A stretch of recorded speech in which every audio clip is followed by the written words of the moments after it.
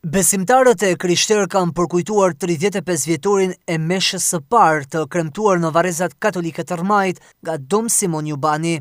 Mesha e shenjtë u udhëhoq nga arqipeshkvi emeritos Simzot Angelo Masafra në katedralen e Shën Shtjefnit. Masafra në fjalën e tij u ndal në periudhën që ka kaluar si arqipeshkëv i arkidioqezës Shkodër-Pult dhe tek kjo ngjarje shënuar për kombin ton, ku në 4 dhe 11 nëntor të 1990-s Dom Simon Jubani do të rikthente shpresën mes besimtarëve me kremtimin e meshës së parë që riktheu lirinë e besimit. Këtu kam ndarë me ju të mirat dhe vështirësitë, sidomos në vitet e para pas vitit 1997, kohëra të vështira, por edhe të mbushura me gëzime. Gjithçka që kemi bërë, kemi përjetuar e kemi përjetuar së bashku. Edhe falenderoj Zotin e martirët tanë. Dua të përfundoj këtë homili me një thirrje e Papa Franceskut për gjatësitë e tij historike në Shqipëri. Mos e harroni plagët, por mos u hakmerrni. Vazhdoni përpara, ecni përpara, duke punuar me shpresë për një të ardhmë më të mirë. Dhe kardinal Angelo Amato në homilinë e tij tha: Katolikët duhet të trashëgojnë nga martirët jo qëndrime urrejtje.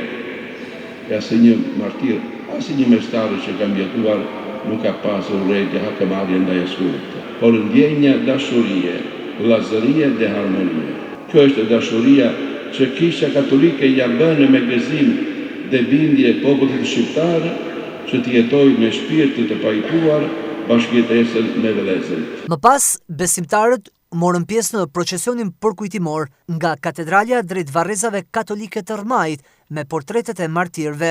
Një moment i rëndësishëm që fatkeqësisht këtë radhë, ndryshe nga çka ndodhur në të shkuarën, i gjithë procesioni u zhvillua pa masat mbrojtëse të policisë, e cila lejoi që mes besimtarëve, turmës që ecën në lutje, të futeshin automjetet në mënyrë të pakontrolluar, duke rrezikuar edhe jetën e tyre. Me të mbërritur në varrezat katolike të Rmajit, në ndalesën e fundit, Imzot Masafra foli mbi jetën e martirëve gjatë periudhës së komunizmit. Ne kemi detyrë të drejtë të marrim nga Krishti, nga martirët tanë, atë guxim, atë përsëri, atë gëzim për të së para, për të dëshmuar se jeta është e bukur edhe nëse është e vështirë, se Zoti është me ne, martirët janë me ne e janë në një shembull.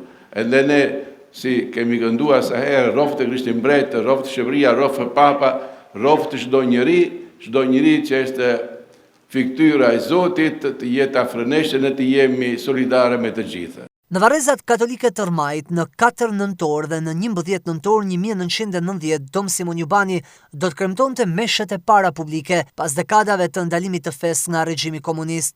Një ngjarje e shënuar për kombin, që riktheu lirinë e besimit, duke i dhënë fund Shqipërisë nën terrorin komunist dhe ndalimin e fesë.